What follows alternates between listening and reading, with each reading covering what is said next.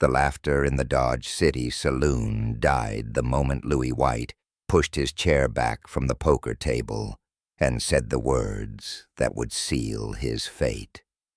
"I'm in." In the 1870s, Kansas frontier, poker wasn't just a game.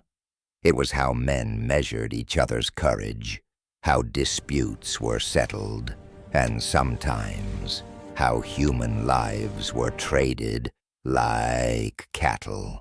The game they played that night was 5-card draw, the most popular variant west of the Mississippi, where a man's ability to read faces mattered more than the cards in his hand.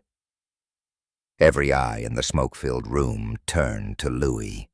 The trembling woman standing beside Marcus Whalen looked at Louis like she couldn't decide if he was her salvation or her doom. The room erupted. Men shouted over each other, some laughing, others cursing. "White's finally lost his damn mind," someone hollered from the back. Another voice cut through. "That foreign girl ain't worth the dirt on her boots." But Louis kept his eyes on the woman. Something in her gaze, broken but not destroyed, reminded him of land after a long drought, waiting for rain that might never come. Victor Redmond, the wealthiest cattle baron in 3 counties, leaned back in his chair with a calculating smile. His eyes moved from Louis to the woman and back again. "Well, well," he said slowly. "Looks like we have ourselves a real game now." 3 days earlier, Louis had stood at the edge of his failing homestead, staring at land that had taken everything from him. 5 years of drought, failed crops, back-breaking labor that yielded nothing but dust and despair. The Kansas soil was supposed to be rich, fertile, promising. Instead, it had swallowed his dreams whole and given him nothing in return. Behind the cabin stood 2 graves beneath a cottonwood tree that refused to grow leaves anymore. Catherine, his wife, dead, giving birth to their daughter 2 winters past. The baby girl, they'd never even named her, buried in her mother's arms. Louis was 31 years old and felt ancient. The bank wanted his land. His neighbors pitied him. And every Sunday, he sat by those graves and wondered why God had let him survive when everything he loved had turned to ash. That night at the saloon, Louis had only wanted 1 drink, enough to dull the ache, not enough to forget it completely. He'd sat at the bar, nursing whiskey that burned all the way down, when Marcus Whalen's voice had cut through the noise. "I've got 1 more thing to wager," Whalen announced, his voice slurred and desperate. The drifter had a reputation for violence, for cruelty, for crossing lines decent men wouldn't touch. A woman, foreign thing, can't hardly speak English proper, but she's young enough and knows her place. The room went cold. Even hardened frontiersmen had limits, and this crossed every one of them, trading a human being like livestock. It made men's stomachs turn. But Victor Redmond had leaned forward with interest, and that changed everything. When the richest man in the territory showed curiosity, others paid attention. "Let's see what you've got, Whalen," Redmond had said. When Whalen dragged her inside, the saloon had erupted in whispers. Molly Akhtar looked like a ghost that had forgotten how to haunt. Her dark hair hung in matted waves around an olive-toned face streaked with dirt. Her dress, once fine fabric, now torn and filthy, hung loose on her thin frame. Her wrists were bound with frayed rope, rubbed raw and bleeding, but it was her silence that cut Louis deepest. The way she held herself so still, as if she'd learned that moving only brought pain. Her eyes stayed on the floor, like she already knew no one in that room would help her. Redmond had circled her like a predator, examining wounded prey. She's malnourished, probably diseased, not worth much, Waylin. Someone here wants cheap labor, Waylin had snarled. Someone's got use for damaged goods. No one moved. No one spoke. The woman's shoulders tightened, like she was trying to make herself smaller, disappearing into herself while the world decided her fate. That's when Louis had felt something rise in him, a quiet anger he hadn't felt in years. That woman didn't belong to any of them. She shouldn't be standing there like something to be won or lost, like a mare at auction or a piece of property to be bartered. Then he'd heard his own voice, rough and certain, "Deal me in." Now, sitting at the poker table with every man in the saloon watching, Louis met Marcus Wayland's bloodshot eyes across the felt. The drifter was desperate, sweating through his shirt despite the cool night. His hands shook as he picked up his cards. "You're making the worst bargain of your life, White," Redmond said, his tone almost amused. "That girl's worthless." Louis didn't answer. He studied his cards with the same focus he used to study his failing crops, looking for any sign of hope in a losing hand. 5-card draw was simple in theory, brutal in practice.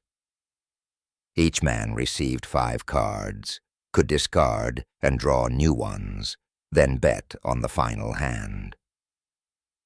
But the real game happened in the silences between bets, in the twitch of an eye, the flex of a jaw, the way a man breathed when he was bluffing. Waylin discarded 3 cards. Too many. A sign of desperation. Louis discarded 2. He'd been dealt a pair of kings and held on to them like anchors. The betting began. Waylin pushed forward everything he had left, a handful of coins, a pocket watch, and the ownership papers for the woman. Louis matched him with everything in his pockets and the deed to his failing homestead. The room pressed in close. Men stood on chairs to see. Even the bartender stopped pouring drinks. Waylin laid down his cards with shaking hands. "Pair of jacks," he said, his voice cracking with false confidence. Louis's heart pounded. Slowly he laid down his cards one at a time. King of hearts, king of spades, 10 of diamonds, 10 of clubs, 4 of hearts. "Full house," someone breathed. "Kings over 10s." The room exploded. Some men laughed. Others cursed. Someone threw a glass against the wall. "Stone's won himself a corpse," a voice shouted. Another hollered, "Biggest fool in Kansas just got himself a foreign girl who can't even speak proper." But Louis ignored them all. He stood, his chair scraping loud against the wooden floor, and walked toward the woman. She lifted her eyes to his for the first time, brown eyes with flecks of gold, like rich earth after rain. Eyes that held something wild and unbroken beneath all that fear. He walked to Waylin, who sat frozen in rage and disbelief. "Give me the rope," Louis said quietly. Waylin jerked it loose with rough hands and stormed out, already hunting for another drink, another game, another way to destroy himself. The crowd lost interest fast. To them, the show was over. Louis White had just made the worst trade in frontier history, and they'd have stories to tell about it for years. But Louis stood with the woman everyone claimed wasn't worth a penny, and he pulled out his hunting knife. She flinched, expecting violence. Instead, he cut through the rope, binding her wrists with one clean stroke. The rope fell away. She stared at her freed hands like she didn't recognize them. "What's your name?" Louis asked gently. A long pause. Her voice came out weak, strained by fear and months of silence. "Molly. Molly," he repeated, tasting the name. "I'm Louis White. I have a homestead about 3 hours west of here. It's simple, not much to look at, but you'll be safe there. That's all I can promise you." She didn't answer, didn't trust him, but she didn't run either. Louis draped his coat around her shoulders. She stiffened at first, as if she expected pain instead of kindness, but she didn't pull away. "My name's Louis White," he said again, softer this time. "And you're free now." Outside the saloon, the April night bit cold and sharp. Louis led Molly toward his horse, a sturdy roan mare named Patience, while behind them the saloon doors swung open and men spilled out into the street, still laughing. "White just bought himself a corpse," someone shouted. "Foreign girl, probably can't even cook. Biggest fool in Kansas." Their voices carried on the wind. Cruel and mocking. Molly's shoulders hunched forward, making herself smaller, but Louis kept walking. He'd learned long ago that some men's opinions weren't worth the breath they wasted voicing them. Marcus Whalen exploded from the saloon, wild-eyed and furious. "This ain't over, White," he screamed, his voice raw with rage and whiskey. "You hear me? That girl's mine by right. I'll come for what's mine." Louis turned slowly, his hand resting on the pistol at his hip. "You lost her fair. Walk away, Whalen. I'll kill you." Whalen lunged forward, but 2 men grabbed his arms, holding him back. "I'll find you, both of you." Victor Redmond emerged from the saloon then, his expensive coat pristine, despite the smoke and chaos inside. He studied Molly with calculating eyes, noting her bone structure, her posture, the quality of her torn dress. Something flickered across his face, like a merchant recognizing valuable goods beneath dirt and damage. "Interesting," Redmond murmured so quietly only Louis heard. Then louder. "Good luck with your prize, White. You'll need it." Louis helped Molly onto Patience, then swung up behind her. She sat rigid as stone, trembling despite his coat wrapped around her shoulders. He could feel her heart racing like a trapped bird's. "We've got about 3 hours," Louis said softly. "Try to rest, if you can." She didn't answer. They rode west into darkness. The Kansas plains stretched endless in every direction, flat and vast under a sky so full of stars it hurt to look at them. The wind whispered through spring grass, carrying the scent of earth and distance. Louis kept Patience at a steady walk, careful not to jar Molly more than necessary. "What have I done?" The question circled in Louis's mind like a vulture. He'd gambled everything, his last money, his homestead deed, on a woman he didn't know, a woman who might run the moment his back was turned, a woman who looked at him with eyes that expected only cruelty.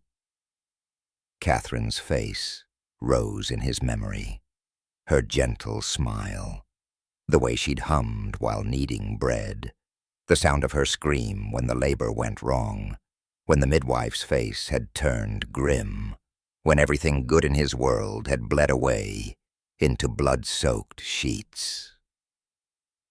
God forgive me, Catherine, he thought. I don't know what I'm doing anymore. Ahead of him, Molly sat frozen, her mind somewhere far away. She saw not the Kansas plains, but her father's study in Boston, 6 months past.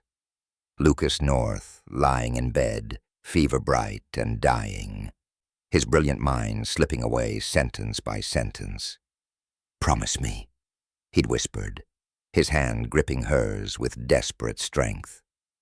"Promise you'll use what I taught you. Help people, Molly. Don't let my work die with me." "I promise, Papa," she'd said, tears streaming down her face. 2 weeks after they buried him, the creditors had come. Her father's debts, research expeditions, published books that never sold, botanical equipment, had consumed everything. She'd been left with nothing but his journals and a leather pouch of seeds. No family, no money, no protection in a world that saw women alone as prey. Marcus Whalen had found her trying to book passage west, where her father had always said the frontier needed scientific knowledge. He'd smiled kindly at first, offered to escort her, promised safety. Then, once they were miles from civilization, the mask had slipped away. 3 months. 3 months of being dragged from town to town, traded and sold and wagered like livestock. 3 months of learning to make herself invisible, to expect pain, to survive by becoming nothing at all. Now this stranger, this mountain man with sad eyes and gentle hands, had cut her free and promised safety. Molly didn't believe in safety anymore, but exhaustion pulled at her like quicksand, and slowly, despite every instinct screaming danger, her body sagged back against Louis's chest. The moon rose full and bright, turning the plains silver. They rode through a world of shadow and light, 2 broken people on one tired horse, heading toward an uncertain future. Near midnight, a small cabin emerged from the darkness. Weathered wood, a stone chimney, a single window glowing faintly with lamplight. Louis must have left burning. Behind it, a small barn, and a field that even in moonlight looked barren and struggling. "Home," Louis said quietly. "Such as it is." He helped Molly down, steadying her when her legs nearly buckled. Inside, the cabin was small but clean. A table, 2 chairs, a cold fireplace, everything worn but cared for. Louis lit another lamp and opened a door to a tiny bedroom, a narrow bed with a faded quilt, a window facing east. Simple and spare, but the quilt looked soft and the pillow clean. "You can sleep here," Louis said. "The bed's warm. I'll be out front if you need anything. No harm will come to you under my roof, Molly. I give you my word." She stepped inside slowly, as if she wasn't sure she was allowed. Her eyes swept the room, the quilt, the clean floor, the door that closed, a door she could lock from the inside. She turned back toward him. "Why?" The word came out barely above a whisper. "Why did you do this?" Louis met her eyes, those brown eyes with flecks of gold that held so much pain and so little hope. He thought of Catherine, of his baby daughter, of all the things he'd failed to protect. "Because it was right," he said simply. "That's all." She studied him for a long moment, searching his face for deception, for hidden cruelty, for the trap she knew must be waiting, finding nothing but exhaustion and sorrow that matched her own. She nodded once and closed the door. Louis stood in the main room, listening to the silence. After a moment, he heard the soft click of the lock engaging. Good. She should feel safe. She should be able to lock him out. In the bedroom, Molly pressed her back against the door, breathing hard. Her freed wrists ached. Her body trembled with exhaustion. Slowly, she walked to the bed and touched the quilt. Soft cotton, carefully stitched, laundered clean. For the first time in 3 months, tears came. They fell hot and silent down her cheeks as she collapsed onto the bed. The pillow smelled like soap and sunshine. The quilt wrapped around her like the embrace she'd forgotten existed. And in that small, safe room, Molly Akhtar cried for her father, for herself, for the girl she used to be before the world taught her that kindness was just another kind of trap. Louis woke to empty silence and the first gray light of dawn filtering through the window. He'd slept on the floor by the fireplace, his back aching and his neck stiff. For a moment he lay still, listening for any sound from the bedroom. Nothing. Panic seized him. He stood quickly, crossed to the bedroom door. "Molly," he called softly, knocking. No answer. He tried the handle. Unlocked now, the door swung open to reveal an empty room, the quilt folded neatly on the bed. She'd run.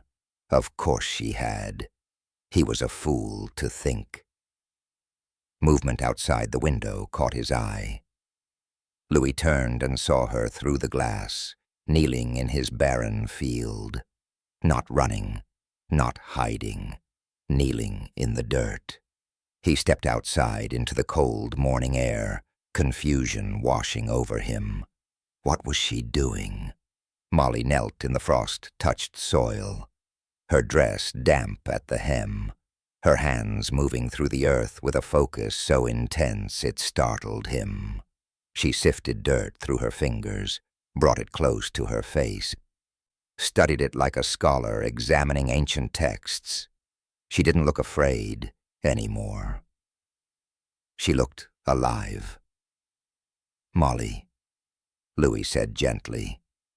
She looked up, and in the morning light her eyes seemed different, clear, alert, hungry for something she hadn't felt in a long time. "I'm sorry," she said quickly, her accent more pronounced in her urgency. "I should have asked permission." "Permission for what?"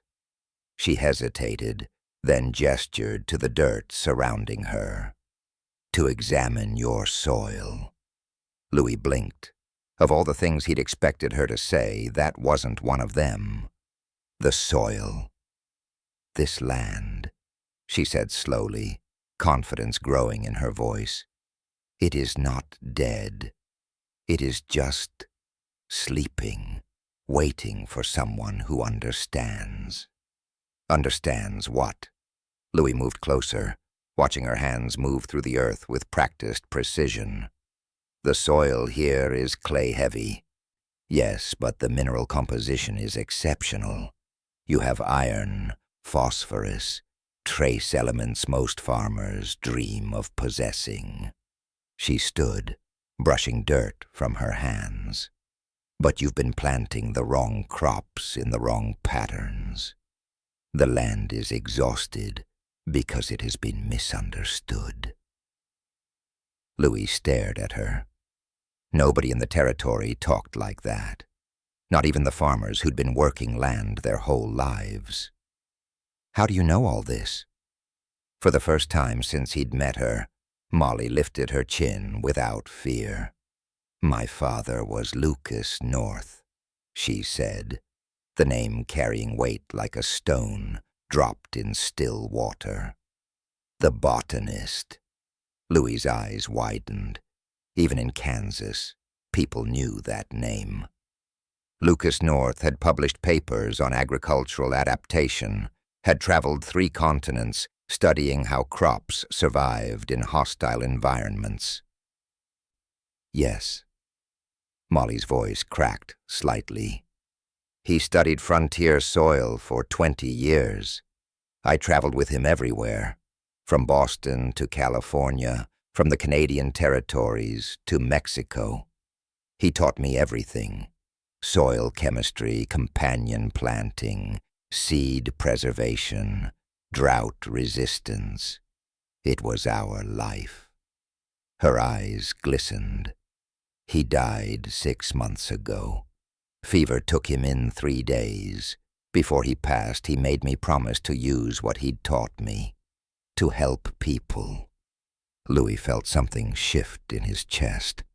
This woman, this worthless woman everyone had mocked, was Lucas North's daughter, a trained botanist, a scientist who'd spent 18 years learning from one of the greatest agricultural minds in America. After he died, I had nothing, Molly continued quietly. His debts consumed everything.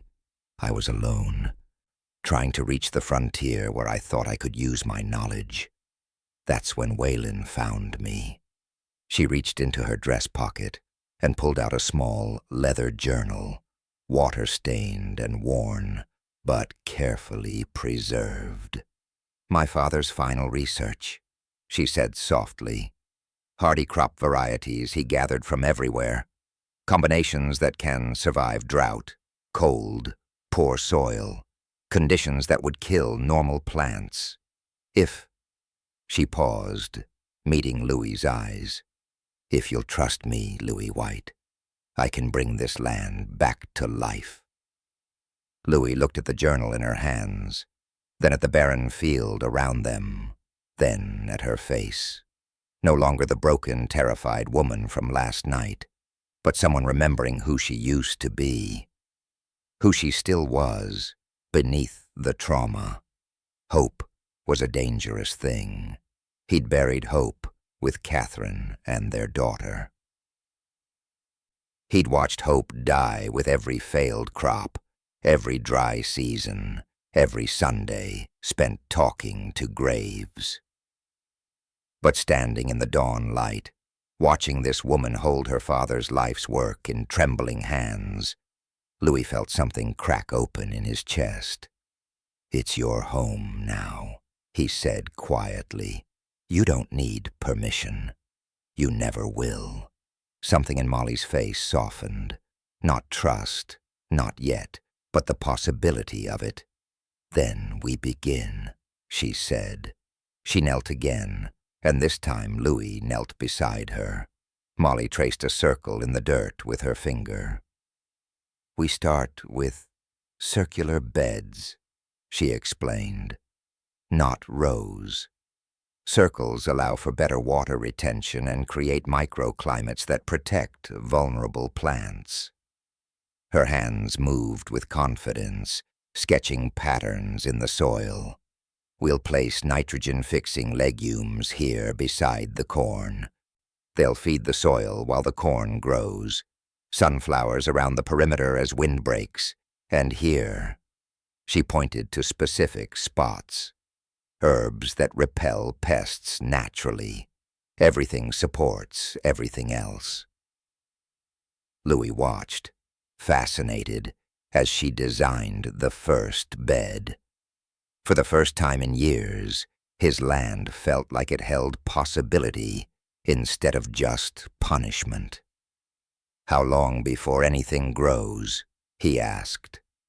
A week, if the weather holds, Molly said. And by harvest, Louis White, you won't recognize this place. They worked together as the sun rose higher, building the first planting bed in careful patterns that looked nothing like traditional farming, but felt, somehow, exactly right. 2 weeks passed like water flowing over stone, slowly reshaping everything it touched. Each morning, Louis and Molly worked the land together. She designed 5 circular beds in patterns that seemed impossible, but made sense once she explained them. In the first bed, she planted beans alongside corn stalks. The beans climb the corn and fix nitrogen in the soil, she said, her hands moving confidently through the earth. Each plant gives what the other needs. Around the perimeter of each bed, she placed sunflowers. They break the wind and create shade. The Kansas wind steals moisture. These will guard against it. Between the beds, she planted herbs, sage, lavender, tansy. Pests avoid these scents, she explained. We create barriers without poison. Louis absorbed everything she taught him. Intercropping, she called it. Planting different species together so they supported each other instead of competing. It was the opposite of everything he'd been taught. Yet it felt right in a way straight rows never had. Traditional farming fights the land, Molly said one afternoon, dirt streaking her face. My father believed we should work with the land, understand what it needs, what it can give. By the end of the first week, green shoots emerged from the soil, tiny, fragile, but undeniably alive. Louis stood staring at them like they were miracles, because in a way, they were. Molly transformed alongside the land. The silent, terrified woman from the saloon faded day by day, replaced by someone confident and articulate. She spoke more freely, her English flowing smoother as fear loosened its grip. She worked with focused intensity, and sometimes, just sometimes, she smiled. Then one morning, something unexpected happened. A bird landed on one of the sunflower stalks, causing it to bend and bounce. Molly laughed, a genuine, unguarded sound that rang out across the field like bells. Louis stopped working and stared. Her laugh sounded like water over stones, rare, precious, and so beautiful it made his chest ache. She caught him looking and ducked her head, embarrassed. But she was still smiling. They fell into a rhythm.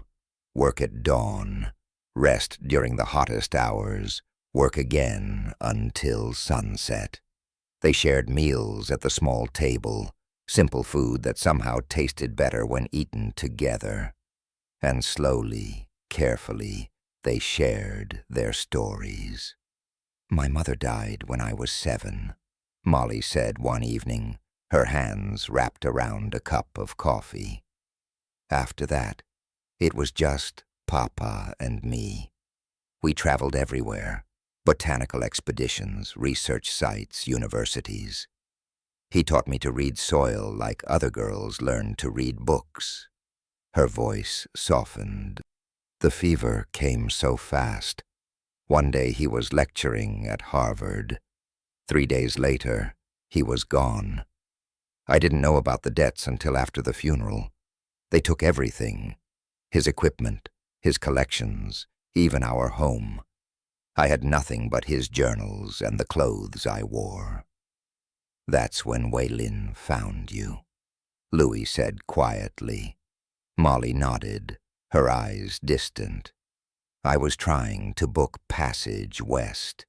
He seemed kind at first, offered to escort me, said the frontier was dangerous for women alone. I was naive enough to believe him. Her hands trembled slightly. The first week, he was polite. The second week, the mask came off. By the third, I understood I was his property. He traded me for whiskey money in Abilene, then won me back in a card game in Wichita. Again and again, bought and sold, until that night in Dodge City. Louis reached across the table, but stopped short of touching her hand. You're not property. You never were. I know that now, she whispered. Another evening, Louis found himself talking about Catherine. He'd never spoken of her to anyone since her death. But somehow, with Molly, the words came. She was kind, he said, staring at his calloused hands. Patient with my failures. She never complained about the failing crops or the hard life. When she got pregnant, we were so happy.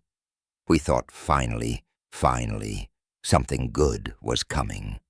His voice cracked. The labor went on for 2 days. The midwife said the baby was turned wrong.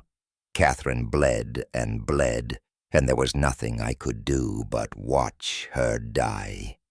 The baby, our daughter, she never drew a single breath. Molly's hand covered his then, warm and solid. "I'm sorry," she said.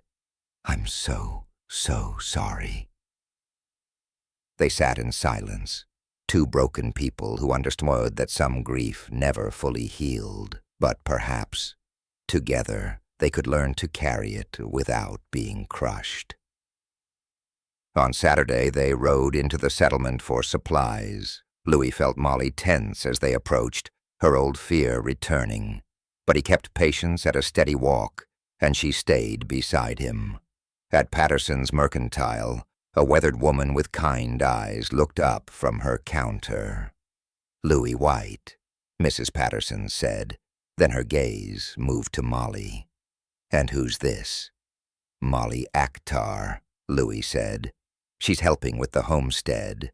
Mrs. Patterson came around the counter, studying Molly with a grandmother's assessment. "You're the girl from the saloon, the one they said wasn't worth." She stopped herself. "Well, fools, the lot of them. You need women things, dear? Proper clothes. You come to me.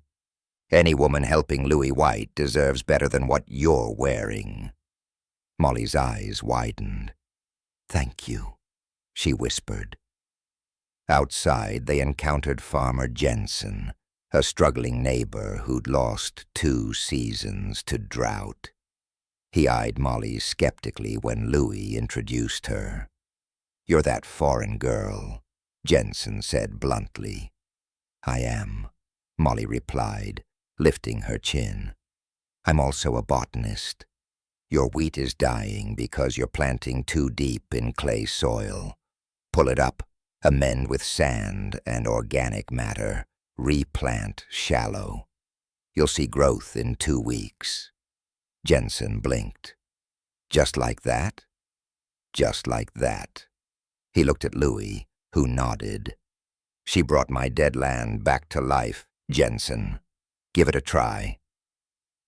As they loaded supplies onto the wagon, Louis noticed Victor Redmond across the street, leaning against a post outside the land office. The cattle baron watched them with calculating eyes, his expression unreadable. Molly saw him too and moved closer to Louis instinctively. "Let's go home," Louis said quietly. The ride back was silent, but as they approached the homestead, the green shoots now visible even from a distance, Molly reached over and touched Louis's hand. Just briefly, just enough.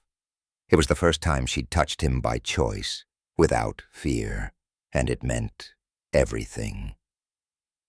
1 month after that night in the Dodge City saloon, Louis's homestead looked like a different world. The circular beds exploded with life. Corn stalks rising tall, bean vines climbing green and strong, sunflowers turning their faces toward the Kansas sun. Neighbors riding past stopped to stare at land they'd written off as cursed. Farmer Jensen came back first. He rode up on a Thursday morning, hat in his hands, looking humble. "Miss Akhtar," he said to Molly, "that advice you gave about the wheat, it worked. I've got growth for the first time in 3 years." Word spread like prairie fire. By the second week, farmers started showing up at dawn with questions. A man from 2 counties over brought soil samples in jars. A widow asked about her dying apple trees. A young couple wanted to know how to start a garden on hard pan clay. Molly helped them all. She examined their soil, drew diagrams in the dirt, shared seeds from her father's collection.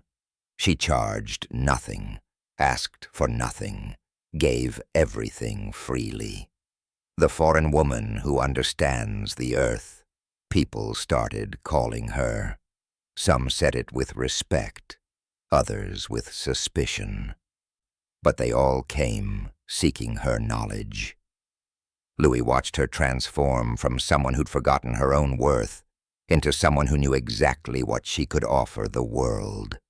And it terrified him, because valuable things attracted dangerous attention. Victor Redmond noticed, too. The cattle baron hired a private investigator from Kansas City, a thin man in an expensive suit, who asked questions about Molly in Dodge City, in Abilene, in every town along the trail.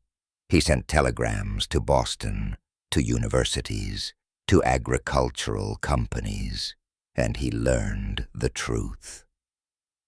Lucas North wasn't just any botanist. He was a legend.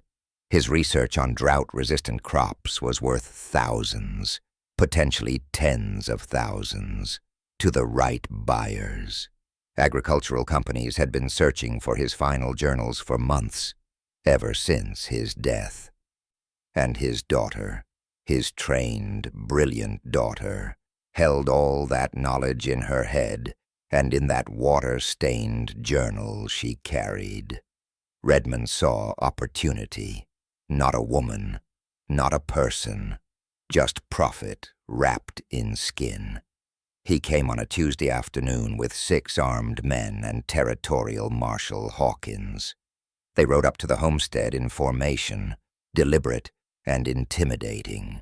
Louis stepped out of the cabin, Molly behind him. His hand rested on his pistol. "Mr. White," Redmond said with false courtesy, dismounting smoothly. "I hope you don't mind the intrusion. I've come to make you a very generous offer." "Not interested," Louis said flatly. Redmond smiled. "You haven't heard it yet. I'm prepared to offer you $5,000 for Miss Akhtar's contract." "She doesn't have a contract. She's free." "Ah."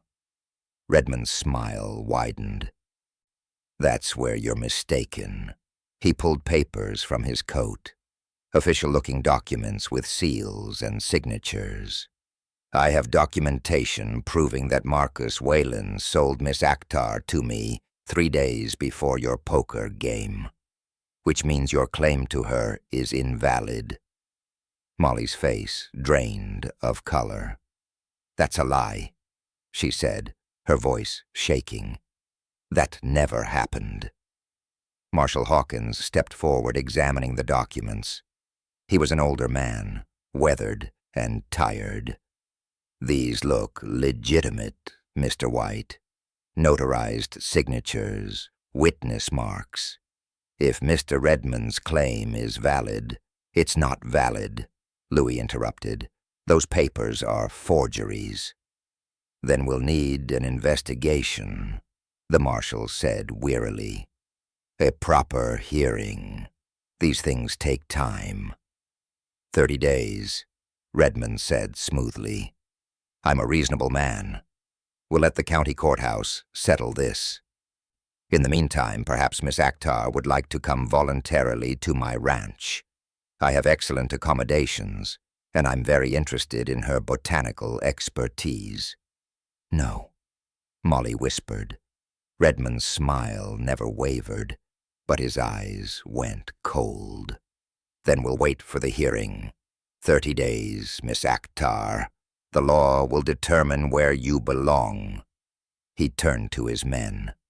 "Gentlemen, let's give Mr. White and his guest some privacy." They rode away slowly, but 4 of Redmond's men stopped on the distant ridge overlooking the homestead. They dismounted, made camp, and sat watching. A clear message: we're not leaving. Marshal Hawkins lingered a moment.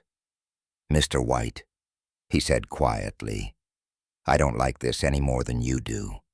But if those documents hold up in court—" He shook his head and rode after Redmond. Louis and Molly stood in the yard, watching the marshal disappear. The sun beat down hot, but Molly was shivering. "I've seen this before," she said, her voice hollow. "Not to me, but to others. Papa told me about it. Men who steal knowledge, who exploit scientists, who use the law to take what they want." She turned to Louis, her eyes wide with terror. "Redmond learned who my father was. He knows what I'm worth, and he won't stop, Louis. Men like him never do." Louis pulled her close, feeling her shake against him. On the ridge, Redmond's men sat like vultures, waiting. "Then we fight," Louis said quietly. "Whatever it takes, I'm not letting him take you." But even as he said the words, he felt the weight of them. Victor Redmond owned half the county. He had money, influence, and now apparently legal documents that might stand up in court. And Louis had nothing but a failing homestead and a promise he wasn't sure he could keep. They didn't sleep that night. Louis sat at the kitchen table with Molly, a single lamp burning between them, trying to find a way through an impossible situation. "We have no money for a lawyer," Louis said, his voice rough with exhaustion. "And no proof those documents are forged. It's our word against Redmond's, and he owns half this county." Molly stared at her hands, the same hands that had brought dead soil back to life, that held her father's precious research. "He'll force me to work for him, turn my father's legacy into profit. Everything Papa believed in, helping people, sharing knowledge freely, Redmond will twist it into something ugly. I won't let that happen." "How?" Molly looked up, her eyes desperate. "How do we fight a man with that much power?" Louis didn't have an answer. The answer came at dawn, riding up on a wagon driven by Mrs. Patterson. The mercantile owner climbed down with the energy of someone half her age, her face set with determination. "Louis White," she said, marching straight into the cabin without invitation. "I heard what that snake Redmond is trying to do, and I won't stand for it." Behind her came more wagons. Farmer Jensen, the school teacher Miss Sarah Chen, old Widow Brennan with her walking stick, a dozen others, people Molly had helped over the past month. Mrs. Patterson took charge immediately. "We're going to fight this in court, and we're going to win. Every person Molly helped will testify at that hearing. We'll show the judge what she's worth to this community." Farmer Jensen stepped forward, hat in his calloused hands. "Miss Akhtar saved my farm. 3 years of failed wheat, and she fixed it in 2 weeks. I'll tell that judge everything." Miss Chen, the young schoolteacher, nodded. "The garden behind the school was dead soil. Molly showed me how to build raised beds and companion plant. Now we're feeding 30 children with vegetables we grow ourselves. That's testimony worth hearing." Widow Brennan tapped her walking stick on the floor. "My medicinal herb garden, the one my late husband planted 40 years ago, was dying. That girl brought it back to life. I've got arthritis remedies and fever treatments because of her knowledge. The judge needs to know that." One by one, they pledged to speak. The testimonials built like a wall of voices, and for the first time since Redmond's visit, Louis felt something like hope. But that night, lying awake while Molly finally slept, Louis knew testimonials might not be enough. Redmond had official documents. They had grateful farmers. In a court of law, paper often won over people. He needed proof those documents were forged, and there was only one place to find it. The next evening, Louis saddled Patience. Molly caught him in the barn. "Where are you going?" she asked, though her eyes said she already knew. "Redmond's ranch. His office. If those papers are forged, there'll be evidence, drafts, practice signatures, something." "No." Molly grabbed his arm. "It's too dangerous. He has armed men. If they catch you, they won't." "Louis, please." Her voice broke. "I can't lose you too. Not after Papa. Not after everything."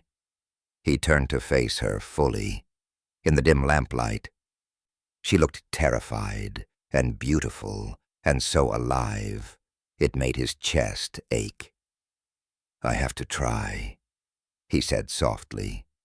"For you. For us." "Us," she whispered, tasting the word. Then she kissed him, desperate and fearful and full of everything they hadn't said yet.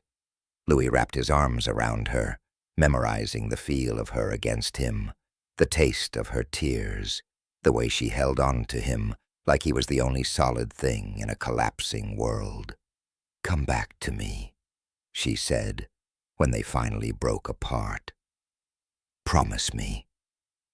"I promise." It was a promise he wasn't sure he could keep. Redmond's ranch sprawled across a valley 15 miles west.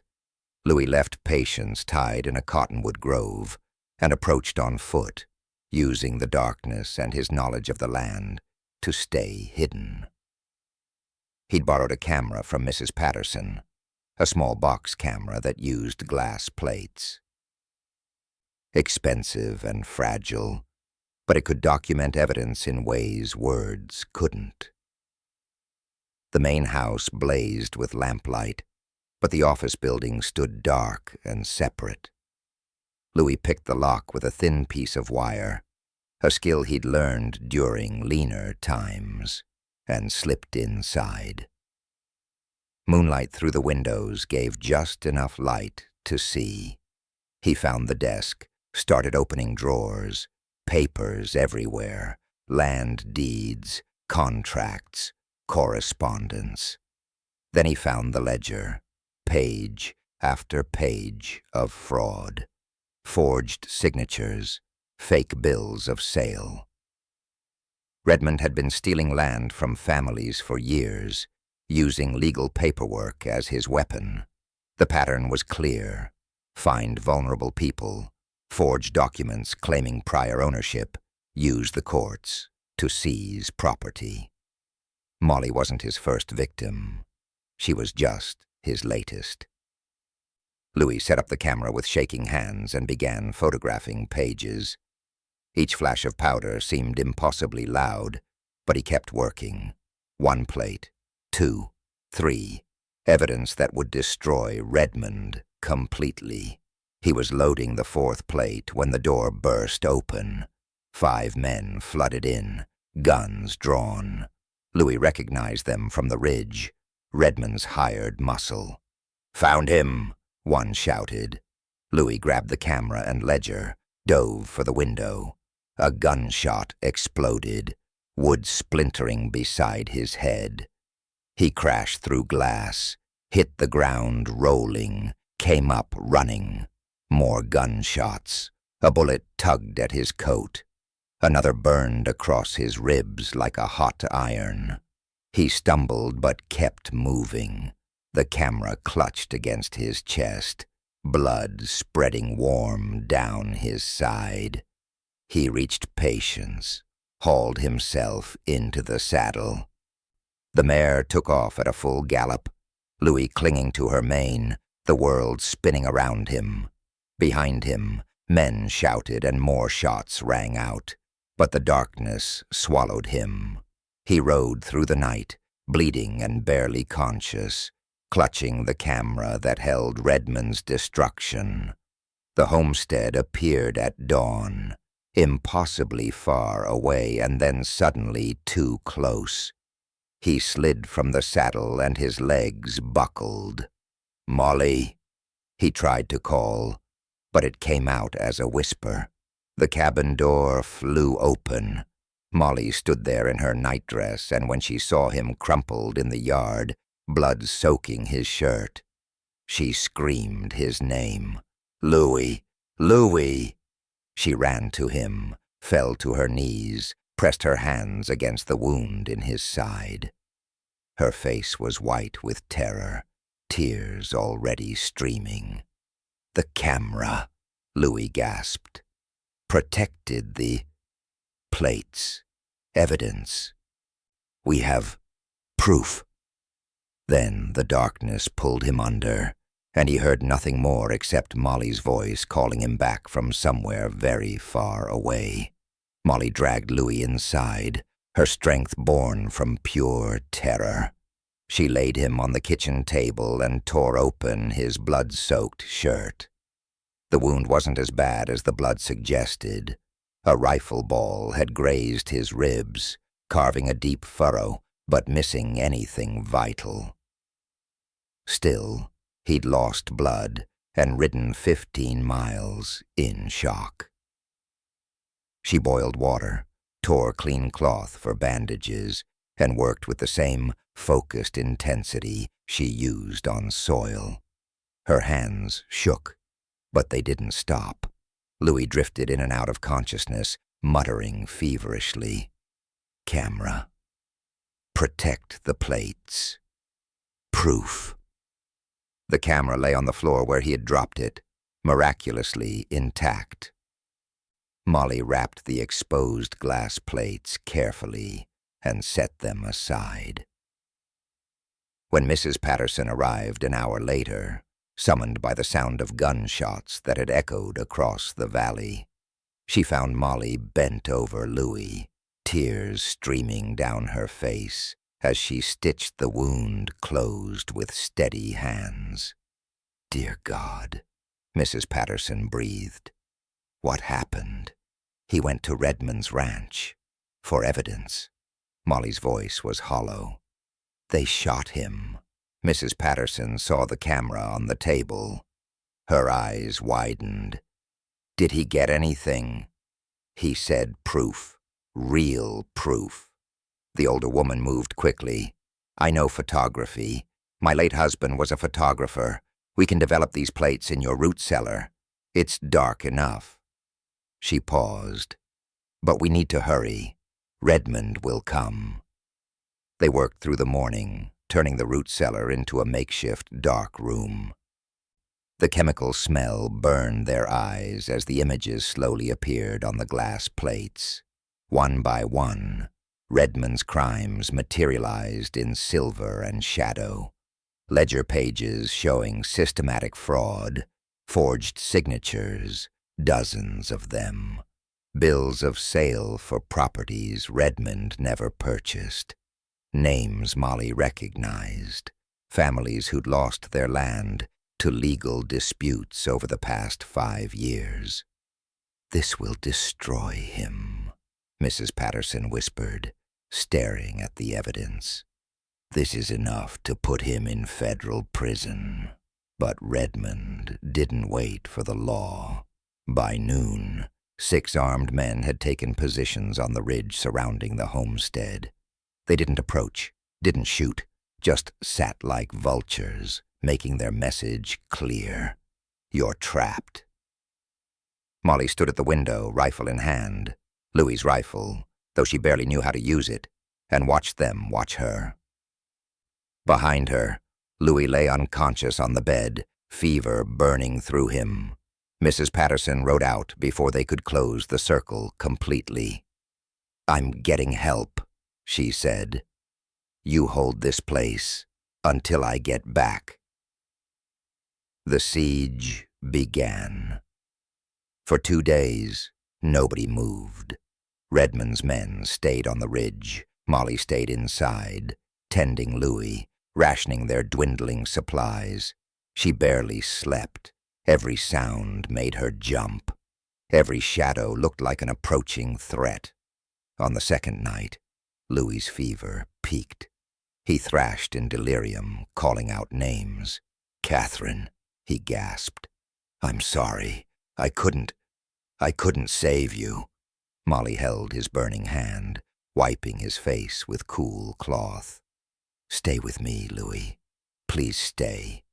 His eyes opened, unfocused and wild. For a moment he seemed to see something or someone that wasn't there. "Catherine," he whispered. Then clearer, "I have to protect her. I have to live." "Yes," Molly said, tears falling. "You have to live, for both of us." Dawn of the third day brought the sound of wagons. Molly ran to the window, expecting attack, and instead saw salvation. Mrs. Patterson led a convoy of neighbors, at least 20 armed men and women. Farmer Jensen, Miss Chen, Widow Brennan, the blacksmith, the preacher. Even families Molly had never met, come because word had spread about Redmond's siege. They took positions around the homestead, forming a human shield between Redmond's men and the cabin. The standoff became a stalemate.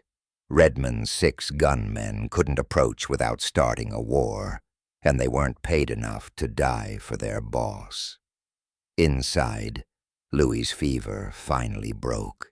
He woke weak and disoriented to find Molly asleep in a chair beside his bed, dark circles under her eyes, her hand still clutching his. "Molly," he rasped. She jerked awake, saw him conscious, and burst into tears.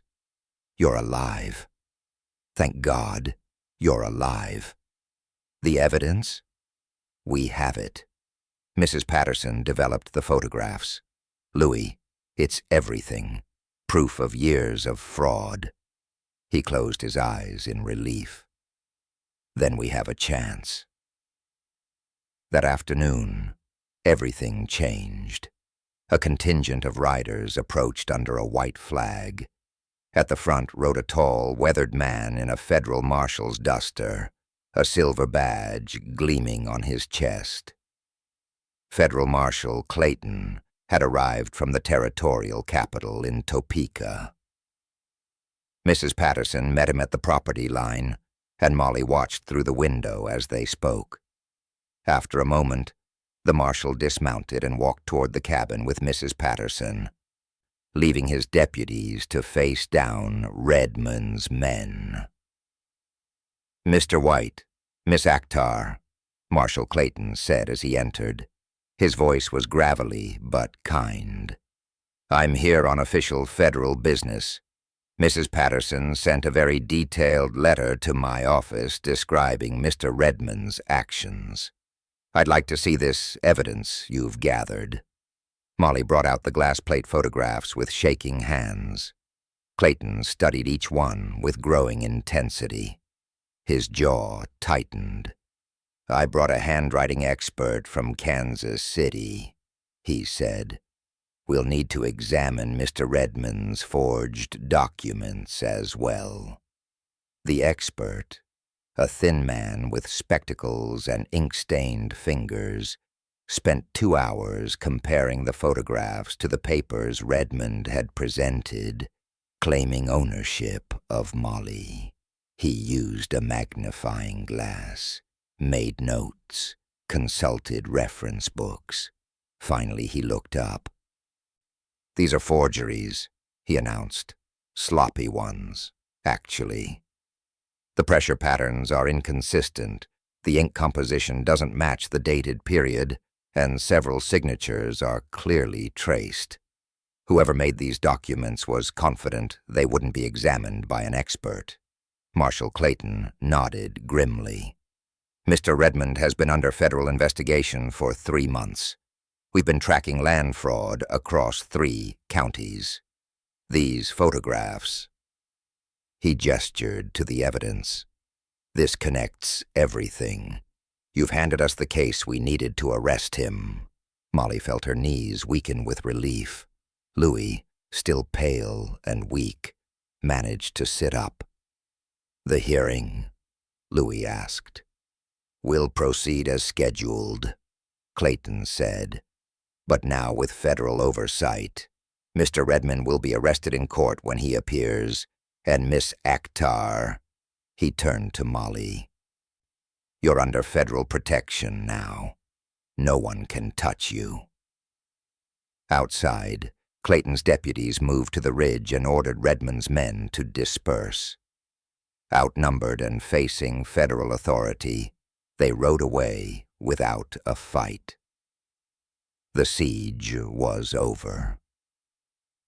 That evening, as the sun set golden over the thriving fields, Molly sat beside Louis's bed and took his hand.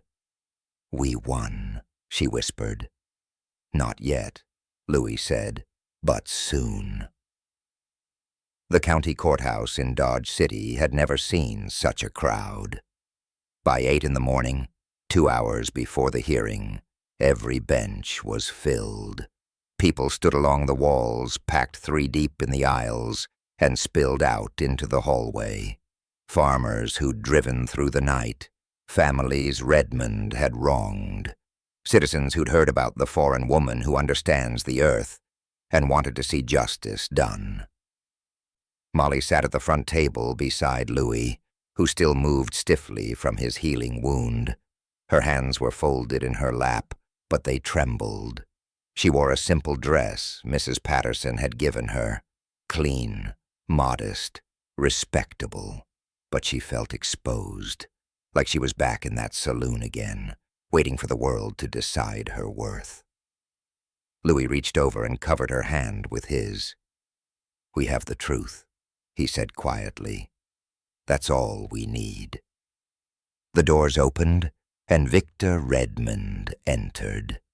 He strode in like a man who owned the building, the town, the future.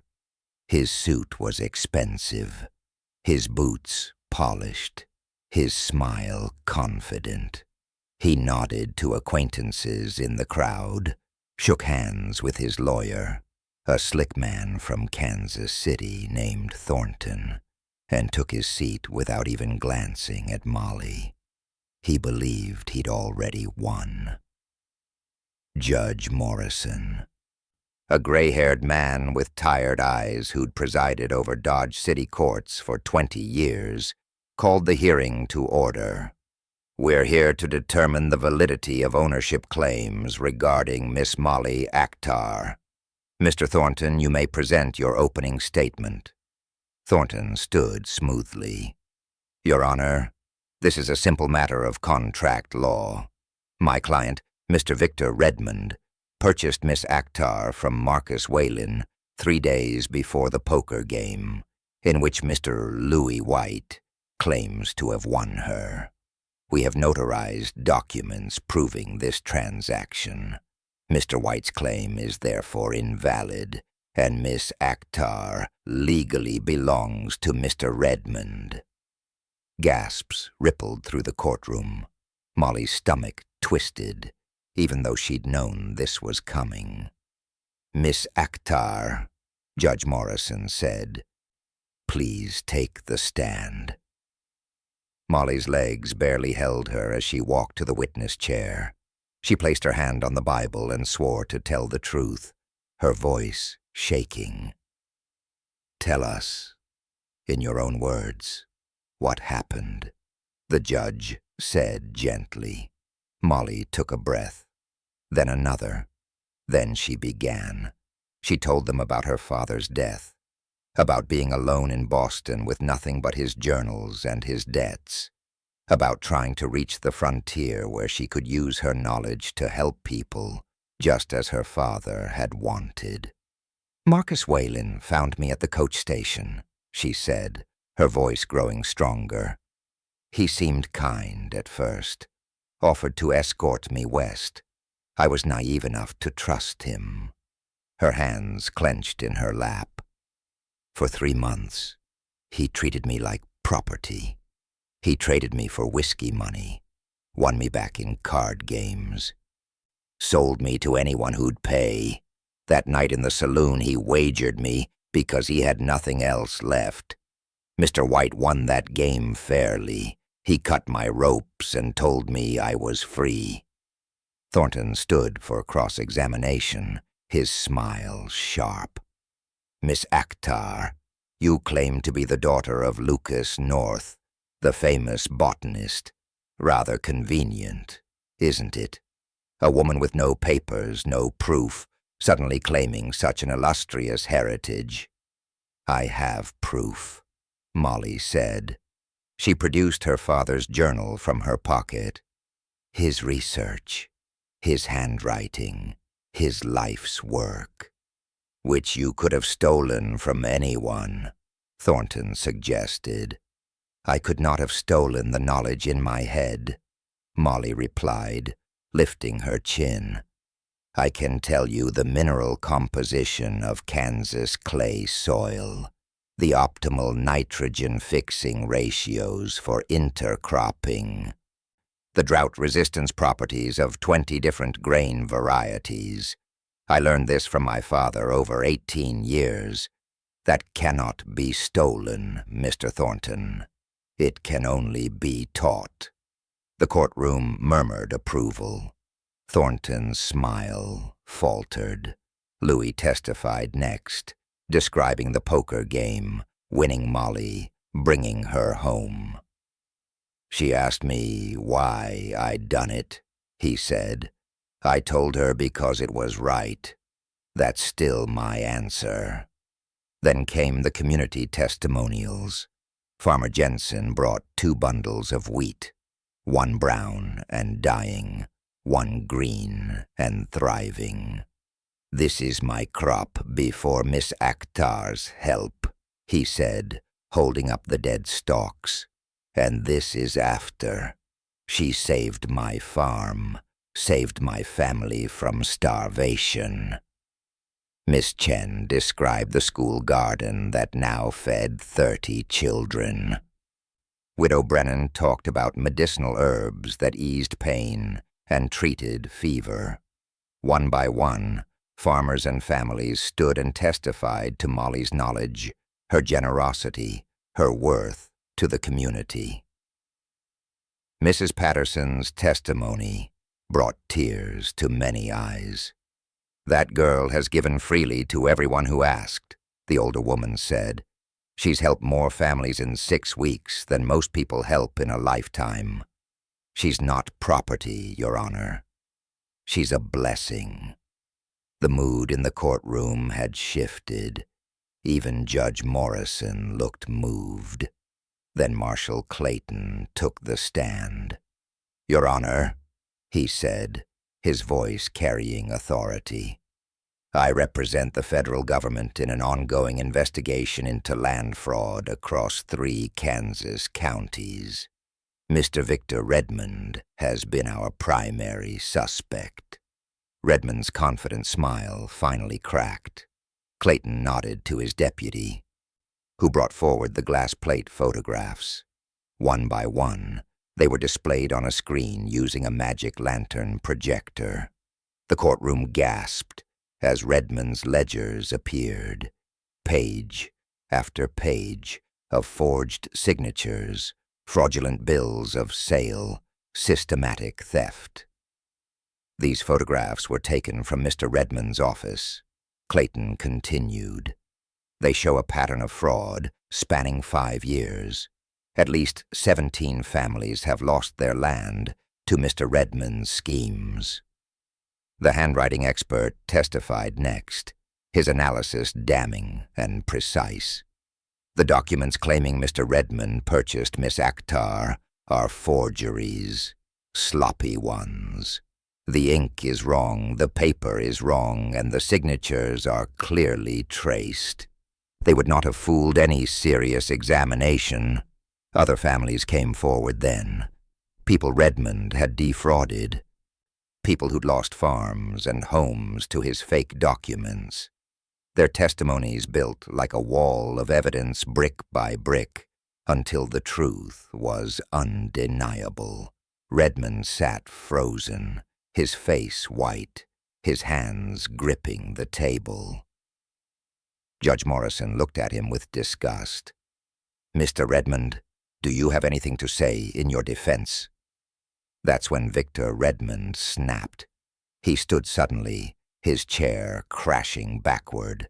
"This is insane," he screamed. "That woman is mine. Her knowledge, her father's research, it's worth thousands. She should have been mine from the beginning." "Mr. Redmond, sit down," the judge ordered. "No." Redmond's hand moved inside his coat. "She will not defy me." He drew a small pistol, a derringer he'd hidden despite the courthouse rules, and aimed it directly at Molly. "You should have been mine?" he shrieked. Time slowed. Molly froze, staring at the black hole of the barrel. Marshal Clayton was too far away, reaching for his weapon but knowing he'd be too late. Louis didn't think. He simply moved. He threw himself in front of Molly just as the gun fired. The bullet meant for her heart struck his left shoulder instead, spinning him sideways. He crashed to the floor, blood spreading across his shirt. "Louis!" Molly screamed. Chaos erupted. Deputies swarmed Redmond, tackled him to the ground, tore the pistol from his hand. He fought like a madman, screaming incoherently, but iron cuffs clicked shut around his wrists. "You can't do this. I own her. She's mine." "Victor Redmond," Marshal Clayton said coldly, "you are under arrest for land fraud, forgery, attempted murder, and conspiracy. You will be tried in federal court." He nodded to his deputies. "Get him out of here." They dragged Redmond away, still screaming threats, still claiming ownership of a woman who had never belonged to anyone but herself. Molly fell to her knees beside Louis, her hands pressing against his bleeding shoulder. "Stay with me," she sobbed. "Please, Louis, stay with me." His eyes found hers, pain-glazed but conscious. "Are you hurt?" No, because of you." Tears streamed down her face. "You saved me. Again. Always," he whispered. Then his eyes closed. The doctor pushed through the crowd and people made room. As they worked to stop the bleeding, Molly held Louis's hand and refused to let go. Judge Morrison's gavel struck once, sharp and final. "This court finds in favor of Miss Molly Akhtar. She is a free woman, has always been a free woman, and will remain so by law. This hearing is concluded." But Molly barely heard him. All she could see was Louis's pale face. All she could feel was his hand in hers, and all she could pray was that he would survive this second bullet taken for her sake. 3 weeks after the courthouse shooting, Louis sat on the porch of their cabin, his left arm in a sling, watching Molly tend the garden. The bullet had shattered bone, and the doctor said he'd always carry a stiffness in that shoulder. But he was alive, and that was all that mattered. The legal papers had arrived 2 days ago. Judge Morrison's formal declaration. Molly Akhtar was a free woman, had always been free, and any marriage she chose to enter would be recognized by law. Victor Redmond had been sentenced to 15 years in federal prison. His vast ranch, built on stolen land and forged documents, had been seized and parceled back to the families he'd defrauded. Justice, it turned out, sometimes actually arrived.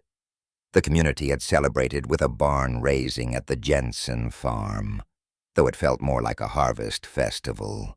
Tables groaned under food brought by dozens of families. Children ran wild through the fields, and people kept coming up to Molly, shaking her hand, thanking her for everything she'd done. "You saved more than crops," Farmer Jensen had said, his voice thick with emotion. "You saved hope." Now, in the quiet of their own land, Louis watched Molly work and knew what he needed to do.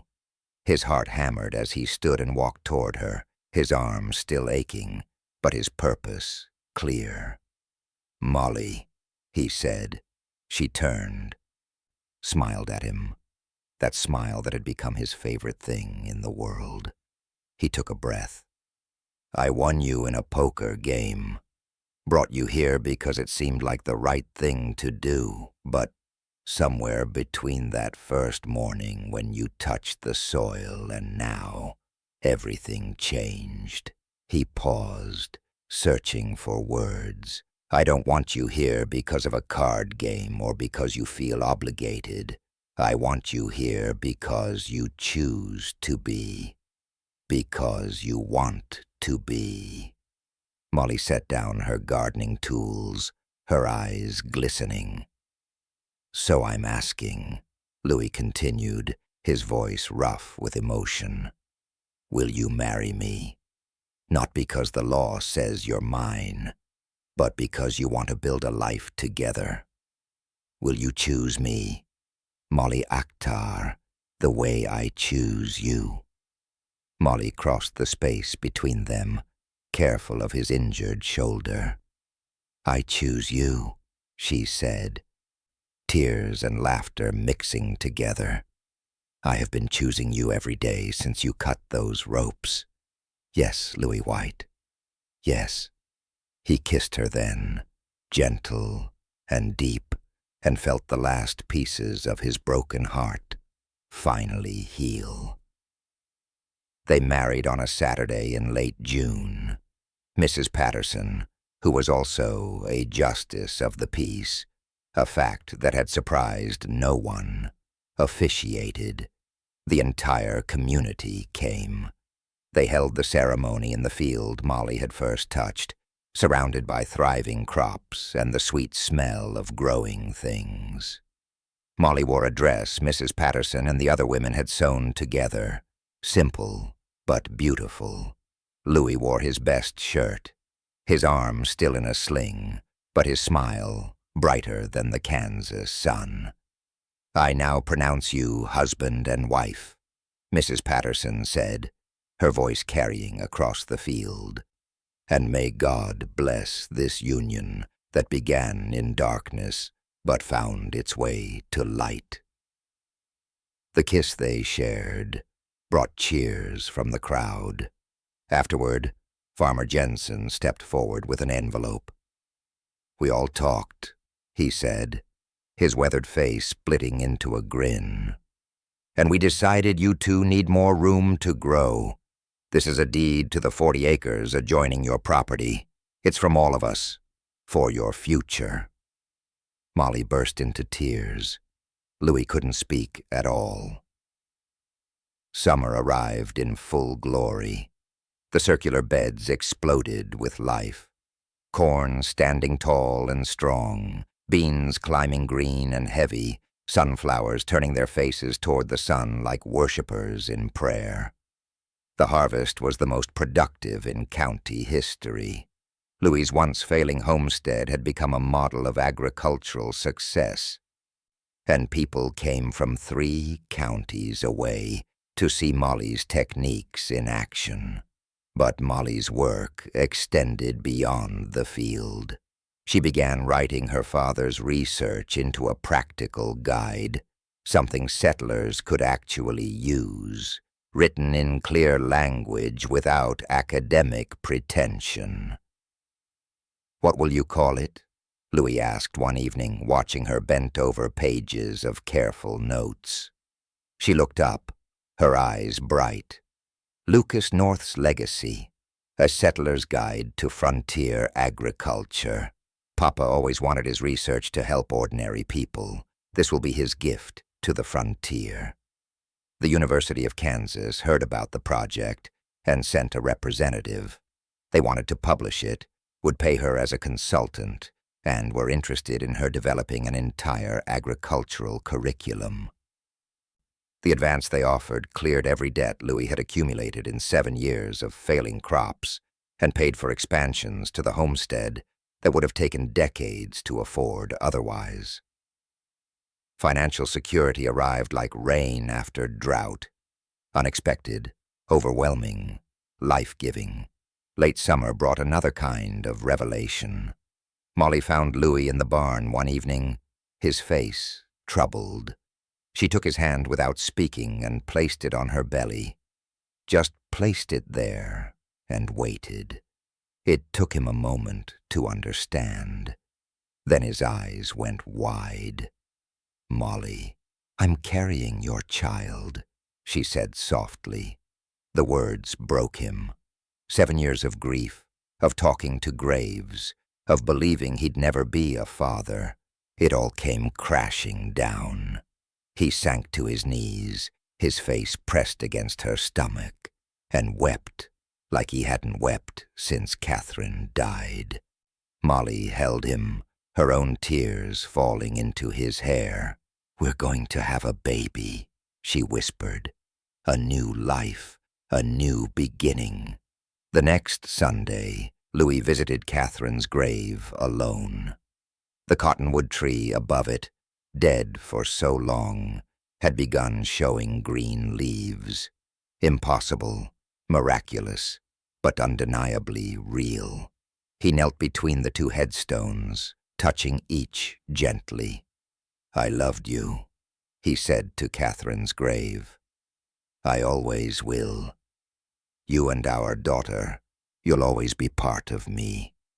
He paused, gathering strength. "But I'm ready to live again, ready to be a husband again, a father again. Molly, she's given me back my future, and I think you'd be happy for me." The wind moved through the cottonwood's new leaves, making a sound like whispered blessing. Louis planted flowers from Molly's garden on both graves, hardy, beautiful flowers that would bloom year after year. Then he stood, touched the tree one last time, and walked back to the woman waiting for him at home. Fall planting began in September. Molly taught Louis her father's most advanced techniques, crop rotation patterns that would keep the soil rich for decades, seed-saving methods that would ensure they'd never depend on outside suppliers, intercropping combinations that would feed not just them, but the entire community. They talked about names for the baby as they worked. If a boy, Lucas, after her father. If a girl, Catherine Hope, honoring the past while embracing the future. They planned expansions, a larger cabin for their growing family, additional fields, using the 40 acres the community had gifted them. Maybe even a small school where Molly could teach agricultural science to other settlers. One evening in early October, they stood together in their thriving fields.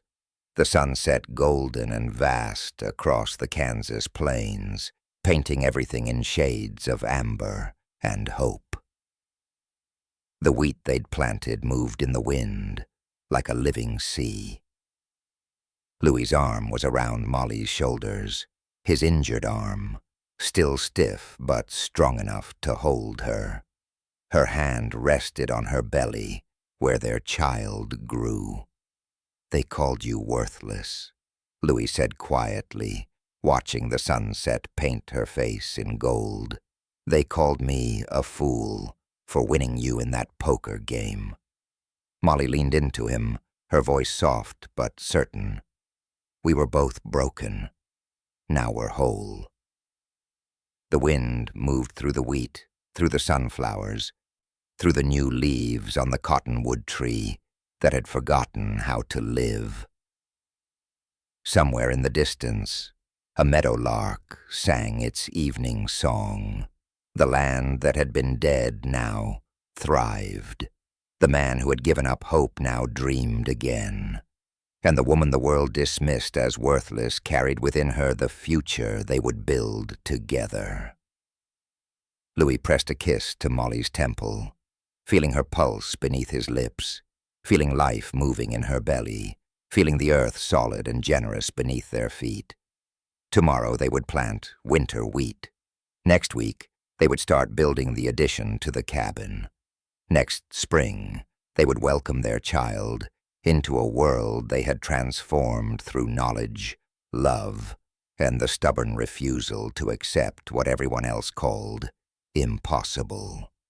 But tonight, they simply stood together as the Kansas sunset blazed across the horizon, and the fields they'd brought back to life whispered promises of abundance to come.